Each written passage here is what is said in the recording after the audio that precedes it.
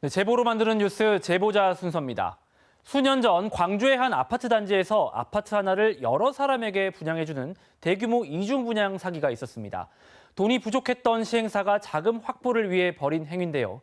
시행사 대표가 실형을 선고받긴 했지만 잔금까지 치르고 입주한 피해자들은 살던 집에서 쫓겨날 위기에 놓였습니다. 어떻게 된 일인지 김정대 기자가 취재했습니다. 6년 전 광주의 한 2억 원대 신축 아파트를 분양받아 입주한 김모 씨. 입주 1년 만에 날벼락 같은 일을 당했습니다. 시행사가 부도가 나면서 사업을 이어받은 주택도시보증공사가 불법 점유라며 퇴거를 요구한 겁니다. 알고 보니 시행사가 자금 확보를 위해 이중 분양을 한 거였습니다. 지금 어떻게 할 수도 없어요. 우리 아들이 지금 어디 다른 데 집이라도 얻어서 나갈 수도 없는 돈도 없고 저도 지도 저런 상태가 월급쟁이가 손을 놔버렸고. 피해자는 김 씨뿐만이 아닙니다. 전체 140여 세대 중 3분의 1이 이중 분양으로 드러나면서 사기 등 혐의로 재판에 넘겨진 시행사 대표는 실형을 선고받았습니다.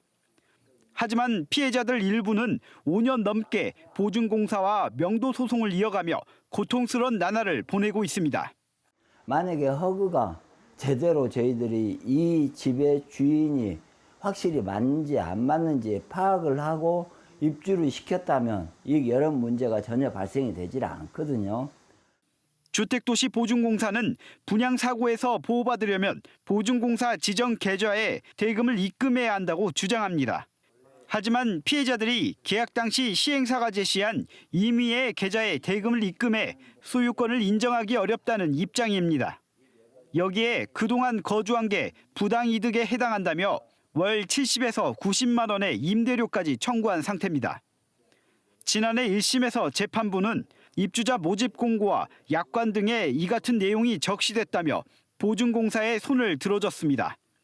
하지만 한편에서는 분양사고를 방지하고 피해자를 보호해야 할 보증공사가 책임을 전가하고 있다는 지적이 나옵니다. 분양자들이 제대로 입금을 했는지, 시행사가 아닌 주택보증공사로 입금을 하는지, 그리고 입주증이 다 나갔거든요. 그에 대한 시행사에 대한 어떤 관리 감독의 책임이 분명히 있다고 생각합니다. 당장 오갈 데가 없어 일상도 제대로 누리지 못하고 명도 소송을 이어가야만 하는 피해자만 20여 세대. 다음 달 열릴 2심 선고에서도 패소할 경우 강제 집행에 따른 퇴거 위기에 놓여 있습니다. KBS 뉴스 김정대입니다.